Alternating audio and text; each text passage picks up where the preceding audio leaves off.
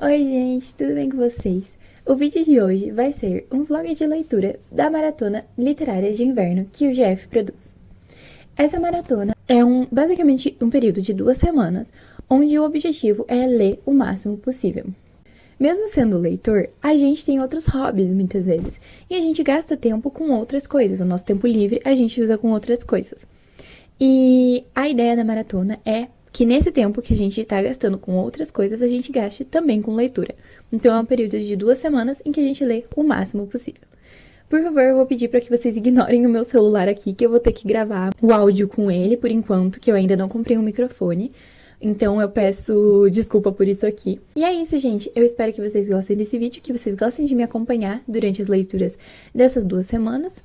E que você considere, por favor, deixar o seu like, se inscrever no canal e ativar o sininho de notificações para poder acompanhar os próximos vídeos que eu postar aqui no canal.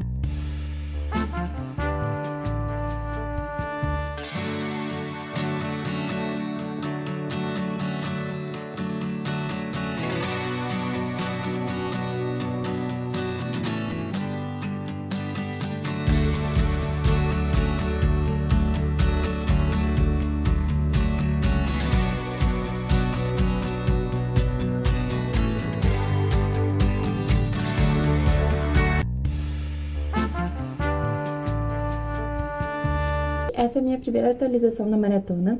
Hoje é dia 17 de julho. A maratona começou dia 13 de julho, então sim, eu tô bem atrasada. Mas eu terminei o meu primeiro livro da maratona, que foi A Heroína da Alvorada, e eu vim aqui atualizar pra vocês sobre essa leitura. E as próximas leituras aí eu vou atualizando ao longo da leitura e não tudo no final. Mas essa aqui eu já vou dar minha opinião final porque eu terminei ela. Então assim, só pra contexto, sábado teve a live de abertura da maratona, de 12 horas, do GF. Eu acompanhei boa parte dessa live e li bastante nela. Domingo eu li muito pouco e segunda também li muito pouco. E terça, ontem, eu terminei esse livro. Então eu li quase metade dele, ou até mais da metade, ontem. E aí, hoje, dia 17, eu vim atualizar sobre ele e começar o próximo livro da maratona, que vai ser meu segundo livro, que é o Nem Te Conto, da Emily Henry. Então agora falando sobre A Heroína da Alvorada, eu achei o seguinte, gente, eu gostei muito desse livro. É uma mitologia muito legal, que eu nunca tinha lido nada parecido, esse negócio de jeans e dandies é muito interessante. E esse livro, como conclusão da trilogia, ele foi muito legal. Ele respondeu muitas das dúvidas que a gente tinha, por exemplo, sobre qual era o desejo da mãe da Manny, se o pai da Manny se importava com ela, como foi dito a ela, ou se não, como apareceu no segundo livro. Também explicou muito sobre a mitologia do mundo, porque por ser um mundo de fantasia, a criação e o surgimento dos seres humanos não é igual na vida real. Só que lá tem muitos personagens religiosos. E quando a gente vai tendo mais contato com o Dini e com a média, a gente vê que em outros países as religiões são diferentes, as crianças são diferentes. Então, fica naquela dúvida, o que é real, o que não é real, o que é religião, o que é a formação de universo. E se passasse no universo nosso, não precisava responder isso, porque a gente tem noção. Mas, como é um universo fantasioso, é interessante que ela delimite pelo menos um pouco de o que realmente é só religião, é só crença popular, e do que foi realmente a criação do universo. E ela faz isso. E ela coloca isso de um jeito muito bom, porque às vezes eu sinto que tem algumas séries, de fantasia que colocam isso como um infodump. Tem um parágrafo inteiro explicando sobre como funciona. Nesse caso foi mesmo, sim, foi. Mas foi de um jeito bem feito, porque era um Ginny que acompanhou tudo, contando pra Amani, porque ela perguntou. Então faz sentido explicar pra personagem e não tá explicando pra gente, tipo, a autora explicando pro leitor. E com isso, justamente porque é uma personagem narrando, ela não tem todas as respostas. Então tem muitas perguntas que vão ficar em aberto sobre se é criação do universo ou se é só da religião, porque não tem como a Amani saber isso. Mas uma coisa relacionada a isso é que eu acho que ela podia ter respondido essas dúvidas ao longo do terceiro livro e não deixado pra tudo ser respondido no final. Mais uma coisa que eu gostaria que não tivesse sido respondida só no final é o relacionamento da Amani com o Jim.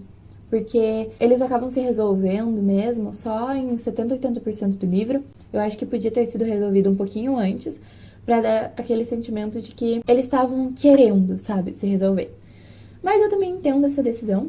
E como eu disse no meu vídeo anterior, o Jim, ele é um personagem muito real. E isso é muito legal. Ele não é perfeito. Ele vai sumir várias vezes quando ele recebe notícias ruins sobre a Manny. Ele some. ele fica de mal e ele some. E ela vai procurar ele, vai atrás dele, e ela fica irritada. E é um relacionamento bem real mesmo, então eu achei isso bem interessante dessa construção. Aí, um elogio muito grande a essa trilogia é que a nossa querida autora não tem medo de matar personagem. Ela mata quem precisar matar. E ela vai matar personagens que a gente ama. E isso é muito bom. Eu fiquei super triste, chorei horrores. Mas é muito bom. Por quê? Porque numa guerra não vai morrer só o inimigo. Vai morrer gente da gente. Vai morrer pessoas, assim, que a gente se importa.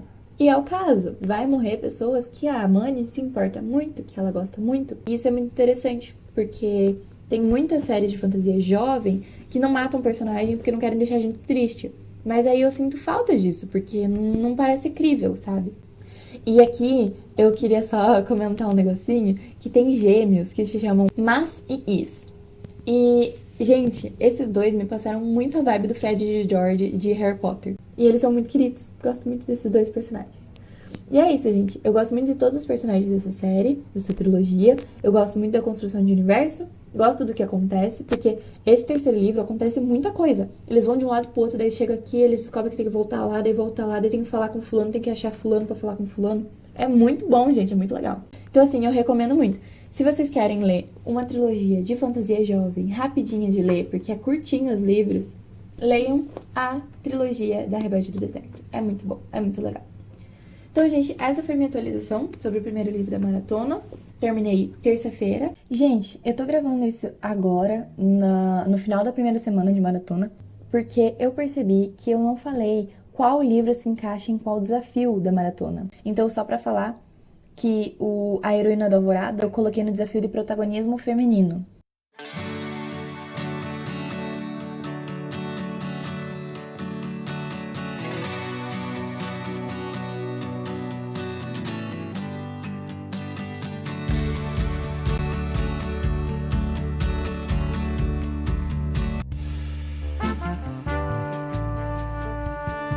E aí, gente, eu vim atualizar vocês sobre minha leitura de Nem Te Conto. Quarta-feira eu não li nada. Eu tô meio ruim nessa maratona, tô vários dias não lendo, né? Na quarta-feira eu não li nada porque eu acabei fazendo outras coisas, eu tava editando vídeo, inclusive, e aí quando eu vi já tava de noite e eu tinha outras coisas pra fazer. Mas na quinta-feira, ontem, eu li bastante. Eu li 230 páginas de Nem Te Conto e eu tô em 51%. Eu não tinha nada muito específico para comentar no começo do livro, então eu esperei chegar mais ou menos na metade para eu ter coisas relevantes para falar sobre. A minha voz tá meio estranha porque eu tô gripadinha, então tá um pouquinho difícil de falar, mas vai ficar só uma voz meio diferente. Então, eu cheguei na metade e eu tenho algumas opiniões. Da Emily Henry, eu já li Leitura de Verão e Loucos por Livros. E eu amei os dois, mas Leitura de Verão teve um momento que eu achei que começou a ficar muito enrolado. E principalmente na parte em que eles saíam para visitar lugares e tal, por causa que eles estavam escrevendo o livro, eu achei um pouco entediante uma parte. Chegou uma hora que eu queria só que acontecesse as coisas logo e acabasse. E é interessante, porque Leitura de Verão é um livro curto, ele tem acho que 300 e poucas páginas, ele não é muito longo, mas mesmo assim, no final eu tive essa sensação de que podia estar acabando logo. Então, isso acabou me deixando um pouquinho mais afastada de Leitura de Verão. E por que eu tô mencionando Leitura de Verão, sendo que eu tô lendo Nem Te Conto? Porque eu senti muito que Nem Te Conto é uma versão melhorada de Leitura de Verão. Aqui em Nem Te Conto, os personagens, em certo ponto, eles vão acabar saindo juntos, porque ela mora na cidade faz tempo, mas ela não conhece a cidade, ela nunca saiu muito, e ele se propõe a mostrar a cidade pra ela, o que é um pouco clichê, mas é muito legal. E eles vão ter encontros todos os fins de semana pra conhecer lugares diferentes, que é muito parecido com a premissa de Leitura de Verão. E, gente, eu não tô entediada. Todos os encontros, eu fico assim, nossa, babando, eu tô amando. Nossa, eu não conseguia parar de ler, de tanto que eu tava amando. E eu assim, me apeguei muito ao personagem masculino e à feminina, eu tô amando os dois. E outra coisa muito interessante é que os personagens, eles têm muitos conflitos internos, principalmente nos livros da Emily Henry. Ela não faz só romance, ela sempre faz personagens muito complexos. Então, a personagem principal, ela tem questões com o relacionamento dela com o ex, que assim, a premissa do livro a protagonista tinha um noivo, e ela descobre que esse noivo traiu ela com uma amiga de infância dele. E aí, a protagonista acaba indo morar com o ex dessa mulher com quem o o noivo dela traiu ela. Então, assim, são dois casais, né? Dois casais, o Peter e a protagonista, a Daphne, a Petra e o Miles. O Peter traiu a Daphne com a Petra, e a Petra traiu o Miles com o Peter. Acho que assim deu pra entender melhor. E aí, a Daphne vai morar junto com o Miles, porque ela não tem mais onde morar, já que o noivo dela traiu ela, e eles vão morar juntos. Essa é a premissa do livro, e aí eles vão se conhecendo ao longo do tempo. Então, no começo do livro, a Daphne apresenta esse ex-noivo dela como perfeito. Ele é incrível, ele é maravilhoso, e o único erro dele foi trair ela. É assim que ela apresenta ele a nós. E ao longo do livro, principalmente quando ela vai tendo mais amizades, vai conversando mais com o Miles, ela vai percebendo que não era ninguém assim. Que na verdade ele era meio tóxico com ela, que ela não tinha uma vida fora dele, a vida dela era ele. E ela vai percebendo tudo isso ao longo do livro.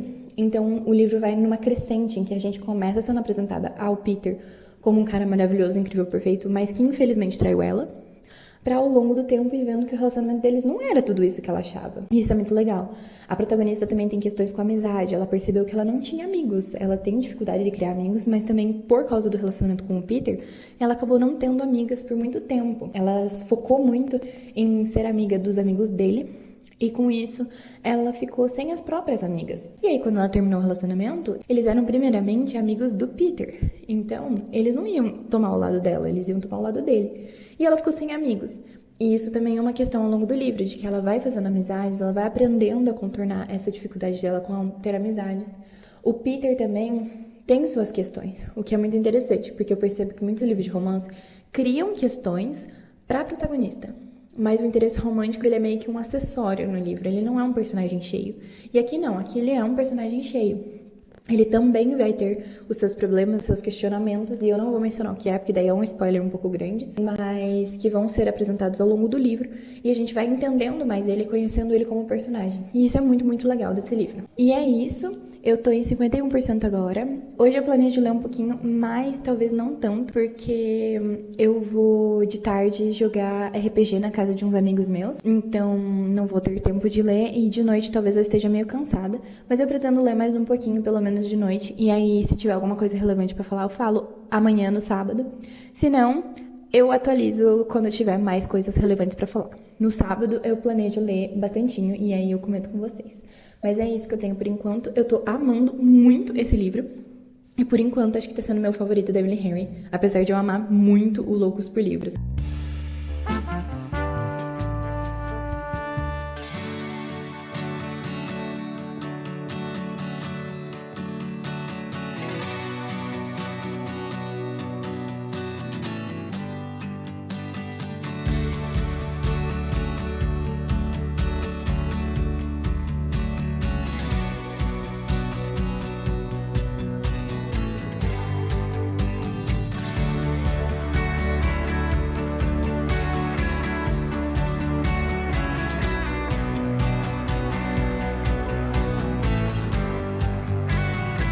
Bom, gente, eu terminei de ler o Nem Te Conto e eu queria comentar com vocês as minhas opiniões sobre ele no final do livro. Então, eu trouxe aqui alguns pontos que eu quero comentar sobre. Alguns deles eu já comentei na minha outra atualização e eu mantenho aqueles pontos. Inclusive, queria acrescentar que eu falei que eu não estava entediada daquele momento, mas eu achava que, como tinha mais 50% do livro, poderia acontecer de eu ficar entediada. E não fiquei, não aconteceu, não fiquei entediada em nenhum momento no livro. Eu li os outros 50% todos no sábado, sem parar de ler, assim, um capítulo atrás do outro, e não queria parar, muito bom mesmo. E aí eu queria comentar alguns pontos específicos. No começo eu vou falar sem spoiler, e depois eu vou fazer um momentinho spoiler bem rapidinho pra eu poder comentar umas coisas mais específicas. Mas pode deixar que eu aviso pra vocês, quando tiver spoiler eu falo, ó, vai ter spoiler, coloco a minutagem pra vocês pularem, não se preocupem. Então vamos começar. O primeiro ponto que eu queria comentar é sobre o desenvolvimento dos personagens. Então, a gente tem personagens amáveis e personagens odiáveis e personagens irrelevantes. E os três são extremamente bem construídos. Eu gosto muito do livro da Emily Henry porque, por mais que eles sejam romances, eles não tratam só do romance. Eles vão tratar muito de outras questões, e nisso envolvem outros personagens. Porque tem livros de romance que tem só o casal principal e é isso, e uma amiga ou um amigo, é isso. Aqui não, aqui são vários personagens que vão aparecer ao longo do livro, Claro que o casal vai ser o principal, né, o ponto principal do livro, mas ainda assim a gente tem outros personagens bem relevantes. Eu também amei a mãe da protagonista, eu acho muito legal essa construção de que ela tem família, e ela fala com a mãe dela, e tem muitas ligações dela com a mãe dela ao longo do livro, o que é muito bom, porque, por exemplo, a Allie Hazelwood, ela faz personagens que não têm família. Eu não sei qual que é a treta dela com a família dela, mas as protagonistas dela nunca têm família, elas não têm, elas têm ou cortaram contato, ou morreu, ou não menciona. Aqui não, aqui é uma personagem que tem uma mãe, ela tem um pai, inclusive ela tem muitas questões com o pai dela, e isso é muito interessante. Outra coisa, a construção da escrita da Emily Henry é muito boa, porque no começo do livro, o Miles é descrito como não tão bonito, com uma aparência meio selvagem até, porque ele tava com a barba, porque ele tava em depressão, né, por causa do término do relacionamento. E ao longo do livro ele vai sendo escrito cada vez mais atraente. E isso é muito interessante porque, de novo, quem tá narrando é a protagonista. E a Daphne, quando ela acabou de ser traída pelo noivo dela, acabou de sair de um relacionamento de muito tempo de duração, ela não vai enxergar o Miles como um cara atraente. E é assim que ela descreve, ela não descreve ele como atraente. Mas ao longo do livro, ela vai descrevendo ele cada vez mais atraente. E as características físicas dele não mudam. Ele continua com a mesma barba, ele continua com a mesma cor de olho, mesma cor de cabelo. Mas o jeito que ela vê ele vai mudando. No começo, a barba era selvagem. Depois, a barba vai ficando cada vez mais atraente. E isso é uma construção de escrita que é muito bem feita. Outra coisa, o livro é muito clichê. Ele é. É um livro de romance e da Emily Henry ainda mais clichê. Clichê. Claro que, assim, ela tem um diferencial, que é isso que eu já mencionei algumas vezes, de que a protagonista tem muitas questões na vida dela, o personagem masculino tem muitas questões na vida dele, e tudo isso são diferenciais, mas o livro não deixa de ser clichê. Só que isso não é uma coisa negativa. Claro que pra quem não gosta de livros clichês, é uma coisa negativa, mas pra mim não é. Pra mim, ser clichê não diz nada sobre o livro, só diz que talvez seja bom, inclusive. E agora eu vou falar um pouquinho mais com spoiler, porque eu quero mencionar umas coisinhas mais específicas. Então, tá aqui o minuto que vocês têm que pular pra não pegar spoiler, ó. Tá aqui, pulem pra esse minuto. Estou começando os spoilers agora, ok? Então, gente, o conflito do final. Tem um conflito no final, óbvio. E eu achei muito bom. Eu vou dizer que eu gostei. Eu chorei, inclusive, numa parte que nem tem a ver com o Miles, mas tem a ver com a amiga dela. Porque, assim, o conflito do final desse livro não é só sobre o Miles. Esse conflito tem a ver com o pai dela, tem a ver com a amiga dela, com o Miles e com ela mesma. Todos esses conflitos e resoluções, pra mim, mostram muito o crescimento dessa personagem, que no começo do livro, ela fugia de conflitos, ela aceitava tudo, ela ficava quieta na dela. E ao longo do livro, não. Ela foi mudando até no final do livro ter todos esses desdobramentos da nova personalidade dela. Outra coisa também com o spoiler que eu queria mencionar é que a Daphne, ela menciona bastante ao longo do livro que ela criou a vida inteira dela nessa cidade em volta do Peter. Porque ela viaja para essa cidade para morar lá por causa do Peter. E lá, ela só faz o que ele quer fazer. Ela vai nos restaurantes que ele quer ir, ela cria os amigos que ele já tem, então ela se aproxima dos amigos dele. E nisso, ela cria a vida dela em torno dele inteira, ela não tem nada que é só dela. E assim que ele larga ela, ela fica sozinha, ela só tem a mãe dela. E depois, no final do livro, eu fiquei com muito medo de que a Emily Henry fosse construir o relacionamento da Daphne com o Miles muito parecido com o que era com o Peter. Eu tinha medo que ela fosse, então, morar na casa dele. E aí, a amiga dela é a Julia, que é a irmã dele, a outra amiga é a Ashley, que é a amiga dele, e que tudo fazia em volta dele. E não, no conflito final, ela tem essa discussão com ele, falando: olha, eu te amo, eu vou ficar com você, mas eu não posso construir minha vida inteira em torno de você. E ela vai morar em outra casa, porque eles dividiram o apartamento, né? E eles não vão mais dividir apartamento. Quando eles estão juntos, quando eles finalmente ficam juntos, ela vai pra outra casa, porque ela entende que ela tem que criar a própria vida. Não em torno dele, mas com ele. E o epílogo é quando eles vão morar juntos, depois de um bom tempo de relacionamento. Então a gente vê que tanto a personagem quanto a autora teve esse cuidado de não fazer a Daphne cair de novo na mesma coisa. E o último comentário que eu queria fazer sobre esse livro é sobre o começo e o fim, e eu preciso ler isso pra vocês. Inclusive, a primeira vez que eu tive contato com o início desse livro foi num vídeo da Helena Sanches, se não me engano, em que ela estava lendo inícios dos livros que ela colocou na TBR do mês dela. E ela leu o início desse livro e eu fiquei muito interessada. E aí, agora que eu li o final, eu fiquei mais ainda. Então eu queria mostrar pra vocês isso aqui, que é, assim, incrível. Mas, assim, é realmente pra quem não liga pro spoiler, porque é literalmente o final do livro, tá? O começo, a primeira página do livro é: algumas pessoas nasceram para contar histórias. Elas sabem como descrever a cena, encontrar o ângulo certo, quando fazer uma pausa dramática ou pular detalhes inconvenientes. Eu não teria me tornado bibliotecária se não amasse histórias, mas nunca fui muito boa em contá-las. Se eu ganhasse 1 centavo a cada vez que já interrompi algo que estava contando para me perguntar se tinha mesmo acontecido em uma terça-feira, ou se na verdade era uma quinta-feira, teria no mínimo uns 40 centavos, e isso é tempo demais da minha vida sendo desperdiçado por tão pouco. Peter, por outro lado, não teria recebido 1 centavo sequer e teria audiência cativa. Eu adorava especialmente quando ele contava a nossa história, do dia em que nos conhecemos. E, gente, já preciso falar sobre a ironia que essa personagem é a narradora dessa história, que é escrita muito bem, e tá falando que não sabe contar a história. Eu acho isso um pouco engraçado, é quase que uma metalinguagem, né? E aí, outra coisa comentando sobre isso é que, eu não sei se isso foi de propósito ou não, mas ao longo do livro, o Miles menciona bastante que ela é muito boa contando história para as crianças, que ela faz vozes muito boas, que ela sabe falar narrativa muito bem. A Júlia elogia isso nela também. E aí eu sinto que talvez ela nunca tenha sido realmente ruim em contar histórias. E sim que o Peter fazia ela se sentir assim. Eu não sei se isso é fato ou não, talvez ela realmente seja ruim em contar histórias, mas eu senti um pouquinho desse negócio de que talvez ela não seja ruim não, e sim o Peter que fazia ela se sentir assim. Mas por que eu mencionei o final do livro? Porque, gente, olha o final do livro. Uma das amigas dela pergunta sobre a história deles, que ela não sabia. Nem te conto, começa ele. Mas não continua, fica só me olhando e espera. Miles sabe que eu adoro contar a nossa história. Então, assim, gente, o livro começa com ela falando que o Peter vai contar a história deles, porque ela é muito ruim contando a história. E o final do livro é o Miles deixando ela contar a história do relacionamento deles, porque ela gosta de contar essa história.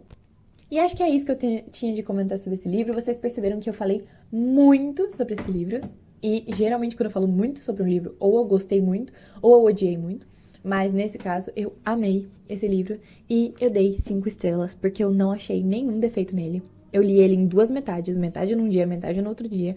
Eu não queria parar. Gente, só pra comentar aqui no finalzinho que o livro Nem Te Conto, eu coloquei no desafio de livros digitais. Então é isso, gente. A maratona me trouxe umas 5 estrelas. E eu ainda tô decidindo o próximo livro que eu vou ler. E é isso. Até a próxima atualização.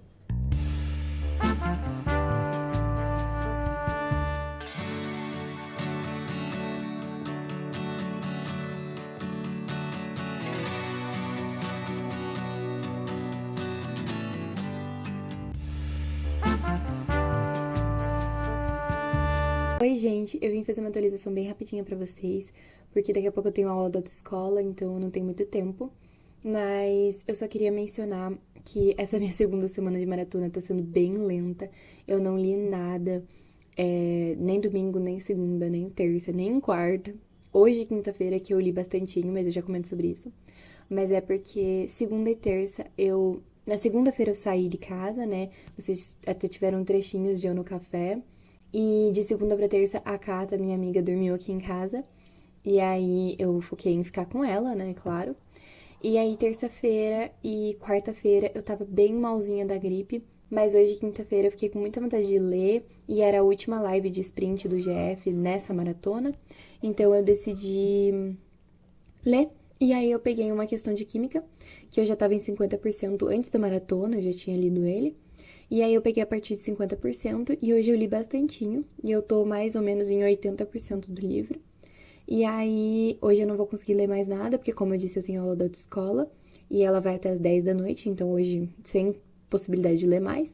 Mas amanhã eu venho atualizar vocês bem certinho sobre essa leitura, sobre todas as minhas opiniões até agora. E aí amanhã eu planejo terminar esse livro e aí também comentar com vocês sobre o final, né, sobre a finalização do livro. Mas é isso, a atualização de hoje é bem rapidinha, só pra dizer isso mesmo, de que a minha segunda semana tá bem lenta, tá bem ruinzinha, mas eu planejo nesses últimos dias dar uma recuperada nisso, então terminar uma questão de química amanhã e sábado e domingo tentar ler também. Bom, gente, essa aqui vai ser a minha última atualização da maratona. Hoje é sábado, a maratona acaba hoje, de fato. Então, realmente, assim, não vai ter como eu ler mais do que isso. E eu já falo meu saldo bem certinho da maratona, mas primeiro eu quero falar sobre uma questão de química que eu terminei. Eu dei 5 estrelas para esse livro, eu gostei muito dele e eu tenho algumas questões a comentar. O primeiro ponto é que, assim, esse livro a primeira metade dele, principalmente, é muito difícil de ser lida. Ela é, assim, pra mim, né, pra o tipo de assunto que me pega, que me deixa meio mal, que me afeta, a primeira metade do livro é bem pesada. Ela vai falar sobre assuntos, principalmente de machismo, principalmente mais antigamente, mulheres no meio científico, a dificuldade que é você crescer, você ser respeitada. Então, todos esses assuntos são assuntos que mexem muito comigo e por isso foi uma primeira metade muito difícil. Não por ser ruim, ela é muito boa, mas por ser pesada e por ser assuntos muito difíceis de serem lidos e digeridos. Mas a segunda metade compensa, ela é muito mais tranquila, ainda vai mencionar muito esses assuntos complexos, mas as coisas vão melhorando. E eu não vou mencionar muito sobre o final, mas eu achei um final muito satisfatório. Não vou falar se é um final feliz, se é um final triste, mas vou dizer que é um final satisfatório, é um final que eu achei muito bem feito. Achei uma boa decisão da autora chegar até esse ponto. E falando ainda da primeira metade ser muito difícil, a capa desse livro eu acho que engana muito, porque parece um livro da Ellie Hazelwood, parece qualquer um desses livros que tem a capa coloridinha, não dá a entender toda a carga emocional que vai ter nesse livro. Não que isso seja uma reclamação de forma alguma, mas é um fato, sabe? E eu não fui enganada, né, por essa capa, porque eu já tinha visto a recomendação desse livro pelo Paulo Hatz, do Livraria em Casa. E ele menciona muito a carga desse livro, de como é um livro pesado, de que a capa não diz o que ele é. E por isso eu não acabei sendo influenciada por essa capa. Mas, gente, cuidado, tá? Não é um livro que você olha a capa e você fala, já entendi o livro. Não entendeu, não entendeu. O livro não é a capa dele. Bom, mas é só isso que eu tenho, assim, a comentar de pontos, não é nem negativo, mas de cuidados, né, ao ler o livro. Esteja com um mental bom naquele momento, dá uma olhadinha nos gatilhos pra ver se você não tem um gatilho muito grande com algum dos assuntos. Mas, tirando isso, gente, esse livro é espetacular. Uma das coisas que mais surpreendeu nele é a escrita. A escrita desse livro é fenomenal.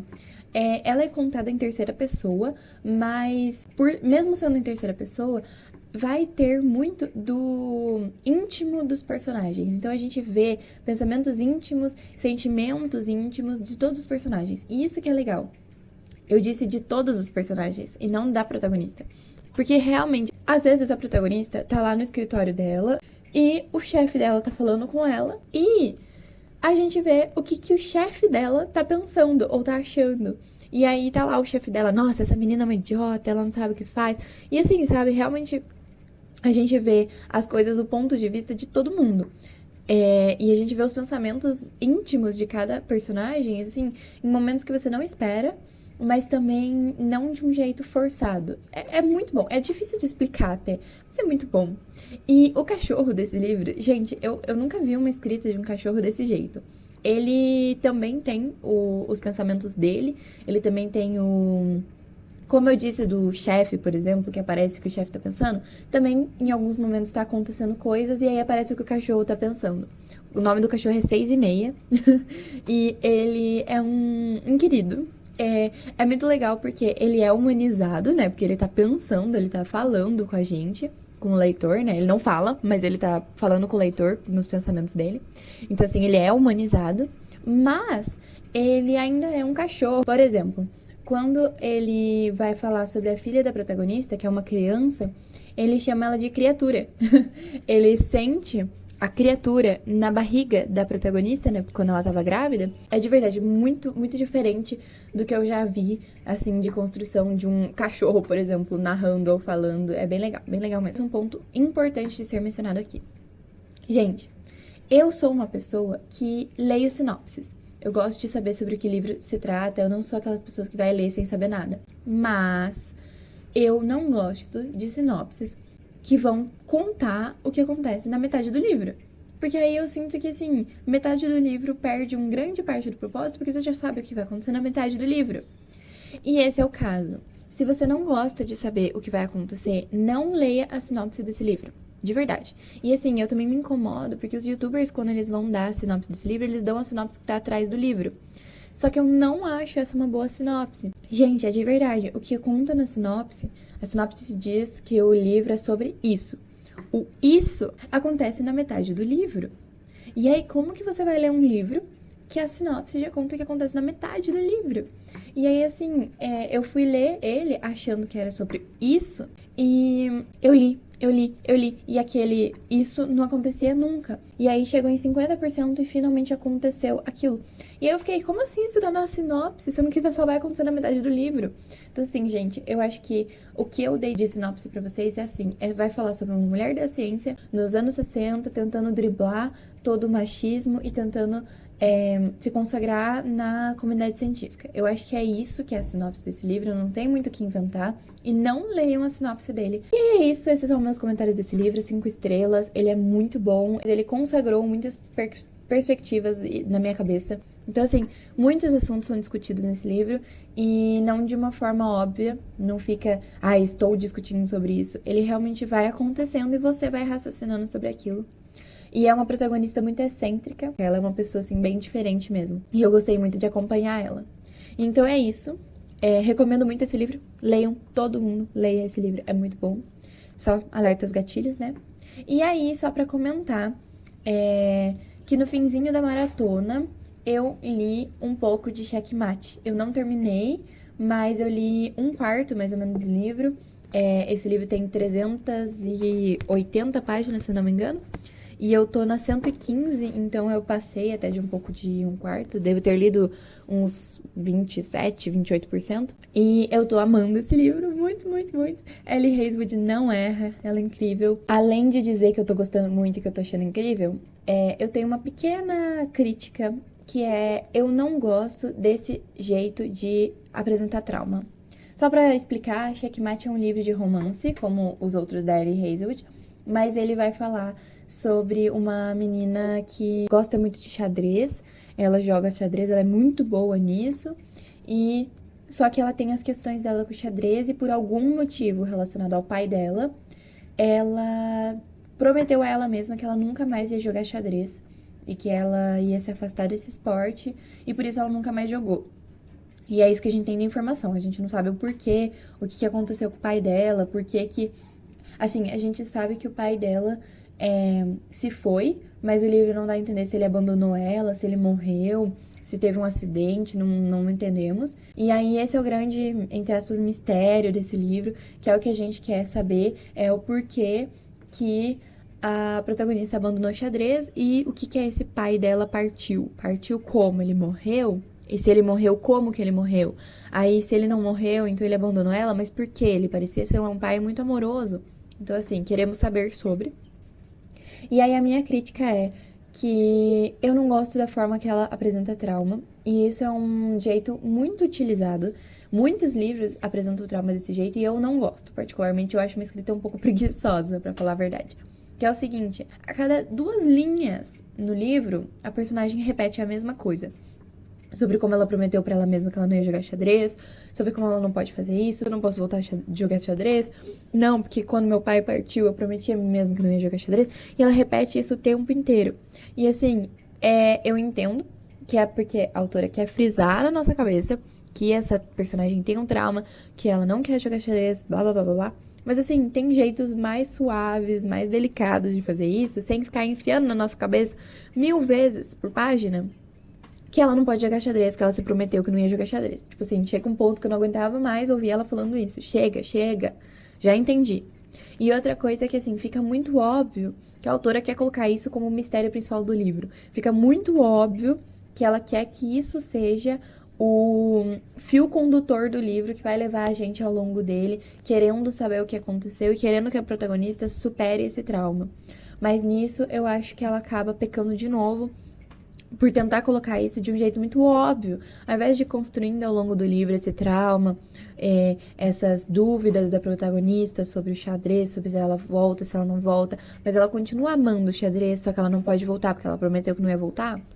Ao invés dela ir construindo isso aos poucos ao longo do livro, ela fica jogando isso na nossa cara, de novo, do mesmo jeito que eu falei lá, muitas vezes por página, a personagem repetindo isso a cada segundo, e eu acho que essa é uma coisa que acaba até irritando um pouco o leitor. Pelo menos chega uma hora que eu fico irritada com a protagonista, eu fico tipo, cara, para com isso. Porque assim, por mais que seja um trauma muito grande nela e seja uma parte importante da personalidade dela, ainda assim ela tem outros traços de personalidade, não é só esse trauma que define uma pessoa inteira. E me incomoda porque nesse caso parece sim que é só isso que define a personalidade dela. É só isso, sabe? Ela não tem outros traços de personalidade. E isso tá me incomodando um pouquinho. Mas eu acho que ao longo do livro, talvez ela vá sendo melhor construída pra gente. E assim, é uma reclamação, mas não é algo que tá fazendo desgostar do livro. Eu li 115 páginas em uma sentada. Eu sentei e li, porque eu tava gostando muito. Então, não é um negócio assim, nossa, acabou com a minha leitura, acabou com a minha opinião sobre esse livro. Tô odiando. Não. Não é isso. Eu tô gostando, mas eu tenho essas críticas aí que eu não tinha nos outros livros da Ellie Hazelwood, mas nesse eu tenho.